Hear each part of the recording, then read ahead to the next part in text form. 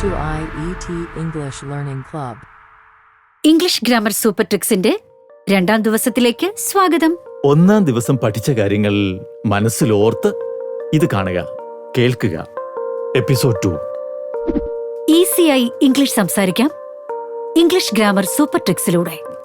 ഇന്ന് നമുക്ക് കാലങ്ങൾ, അതായത് ടെൻസിനെ കുറിച്ച് പഠിക്കാം. ഇംഗ്ലീഷ് സംസാരിക്കുന്നതിന് മുൻപ് കാലങ്ങളെക്കുറിച്ച് നല്ല ധാരണ വേണം. ഒരു കാര്യം പറയണമെങ്കിൽ ഏതു കാലത്തിൽ പറയണം എന്ന് പ്രത്യേകം അറിഞ്ഞിരിക്കണം, അല്ലേ? അതെ, ഈ ഭൂതകാലത്തിൽ പറയേണ്ട കാര്യങ്ങൾ ചിലർ ഭാവി കാലത്തിൽ പറഞ്ഞു കളയും. പറഞ്ഞു വരുമ്പോ ചിലർ ഇന്ന് ചായ കുടിച്ചു എന്ന് പറയുന്നതിന് പകരം നാളെ ചായ കുടിച്ചു എന്നർത്ഥം വരുന്ന ഇംഗ്ലീഷ് പ്രയോഗം നടത്തിക്കളയും. ഇങ്ങനെ കാലങ്ങൾ തെറ്റാതിരിക്കാൻ വേണ്ടി ഇനി പറയുന്ന ഗ്രാമർ ട്രിക്കുകൾ ഹൃദിസ്ഥമാക്കുക. ഇങ്ങനെ കാലങ്ങൾ 3 തരമാണുള്ളത്.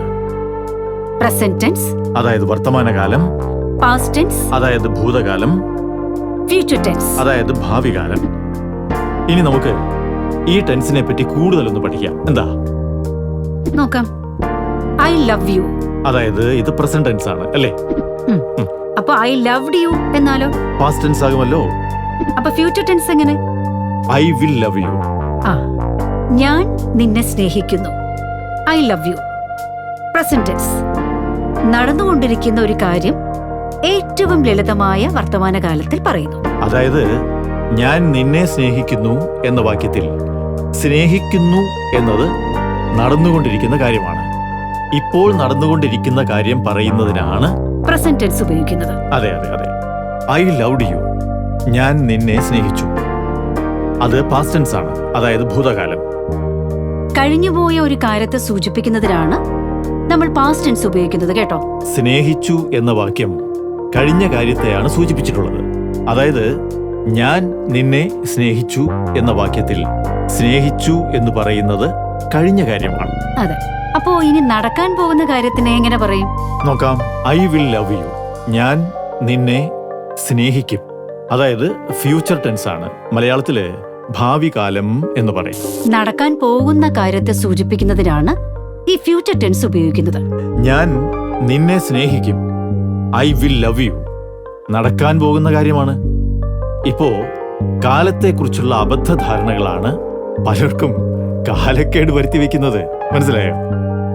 ഈ ടെൻസ് നന്നായി പഠിച്ചില്ലെങ്കിലേ ഭൂതകാലത്തിൽ പറയേണ്ടത് ഭാവി കാലത്തിൽ പറഞ്ഞിരിക്കും. വലിയ കുഴപ്പം ചെയ്യും അത്, അല്ലേ? ഇങ്ങനെ ആകാതിരിക്കാൻ വേണ്ടിയാണ് ടെൻസിനെ കുറിച്ചുള്ള പാഠഭാഗങ്ങൾ കൃത്യമായി പഠിക്കേണ്ടത്. എന്നാൽ സിമ്പിൾ പ്രസന്റ് ടെൻസിനെ കുറിച്ച് കൂടുതലൊന്ന് പറഞ്ഞു തരും. വർത്തമാനകാലത്തിൽ നടക്കുന്ന കാര്യം പറയാനാണ് ഈ ടെൻസ് ഉപയോഗിക്കുന്നത്. ഇപ്പോൾ നടക്കുന്ന ഒരു കാര്യം ഏറ്റവും ലളിതമായ വർത്തമാനകാലത്തിൽ പറയുന്നതിനെയാണ് സിമ്പിൾ പ്രസന്റ് ടെൻസ് എന്ന് പറയുന്നത്. ഉദാഹരണം നോക്കാം. സീത ലവ്സ് രാമ. സീത രാമനെ സ്നേഹിക്കുന്നു. ഇതിൽ ലവ് എന്ന ക്രിയയുടെ അറ്റത്ത് യെസ് എന്ന ഇംഗ്ലീഷ് അക്ഷരം കയറിപ്പറ്റിയിട്ടുണ്ട്. ഇത് ചുമ്മാതെ കയറ്റി വെച്ചതല്ല. നടന്നുകൊണ്ടിരിക്കുന്നു എന്ന കാര്യം പറയാനാണ് യെസ് എന്ന അക്ഷരം ഉപയോഗിക്കുന്നത്. സിമ്പിൾ പ്രസന്റ് ടെൻസിൽ കർത്താവ്, അതായത് സബ്ജക്ട്, എപ്പോഴൊക്കെ ഒരാൾ, അതായത് സിംഗുലർ ഏകവചനമായിരിക്കുന്നുവോ അപ്പോഴൊക്കെ ക്രിയയുടെ, അതായത് വെർബിന്റെ കൂടെ യെസ് ചേർക്കുന്നു, അല്ലെങ്കിൽ ചേർക്കണം. ഈ ഗ്രാമർ ട്രിക്സ് ഓർത്തിരിക്കുക.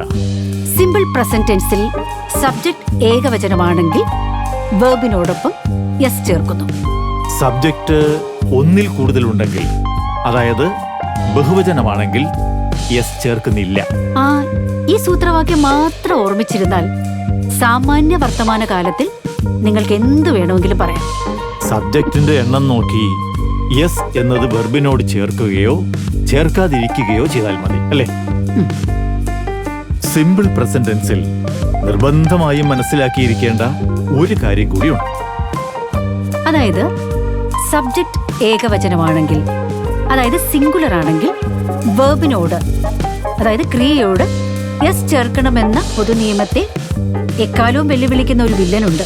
ആ വില്ലനാണ് ഐ അഥവാ ഞാൻ. ഞാൻ എന്നത് ഏകവചനമാണെങ്കിലും ആ വാക്കിന് വലിയ പ്രാധാന്യമാണ് കൊടുത്തിരിക്കുന്നത്. സിമ്പിൾ പ്രസന്റ് ടെൻസിൽ ഐ എന്നത് പ്ലൂറൽ, അതായത് ബഹുവചനമായാണ് പരിഗണിക്കപ്പെടുന്നത്. സബ്ജക്റ്റിന്റെ എണ്ണം നോക്കി വെർബിന്റെ കൂടെ എസ് ചേർക്കുകയോ ചേർക്കാതിരിക്കുകയോ ചെയ്യണമെന്നാണ് നമ്മൾ സിമ്പിൾ പ്രസന്റ് ടെൻസിൽ പഠിച്ചത്. എന്നാൽ ഈ നിയമത്തെ മറികടക്കുന്ന ഒരു ഉദാഹരണം നോക്കിയാലോ? I love all. ഞാൻ എല്ലാവരെയും സ്നേഹിക്കുന്നു. ഈ ഗ്രാമർ ട്രിക്സ് ഓർത്തിരിക്കുക. ഇവിടെ ഐ ഒരാൾ മാത്രമാണെങ്കിലും ക്രിയയോടൊപ്പം എസ് ഇല്ല. കാരണം ഐ ഇവിടെ ബഹുവചനമായി പരിഗണിക്കപ്പെടുന്നു. കൂടുതൽ പഠനങ്ങൾക്കും സംശയ നിവാരണത്തിനും ഇംഗ്ലീഷ് സംസാരിക്കാൻ ഗ്രാമർ ഫോർമുല എന്ന ഗ്രന്ഥത്തിലെ പാർട്ട് 2 പഠിക്കുക. പേജ് നമ്പർ 48 മുതൽ ആണ് ഈ ഭാഗങ്ങളുള്ളത്. അനായാസം നമുക്ക് ഇംഗ്ലീഷ് സംസാരിക്കാം. ഈ ചാനൽ സബ്സ്ക്രൈബ് ചെയ്യൂ. 200 രൂപ വിലയുള്ള കമ്മ്യൂണിക്കേറ്റീവ് ഇംഗ്ലീഷ് ഗ്രാമർ ട്രിക്സ് എന്ന പുസ്തകം 99 രൂപയ്ക്ക് ലഭിക്കും. 9446178038 എന്ന നമ്പറിലേക്ക് വാട്സപ്പ് ചെയ്താലും ഈ പുസ്തകം ലഭ്യമാകുന്നതാണ്. ഇംഗ്ലീഷ് ഗ്രാമർ ഒരു ബാലികേറ മലയല്ല. അതേ, കാത്തിരിക്കൂ 3-ാം ദിവസത്തിനായി.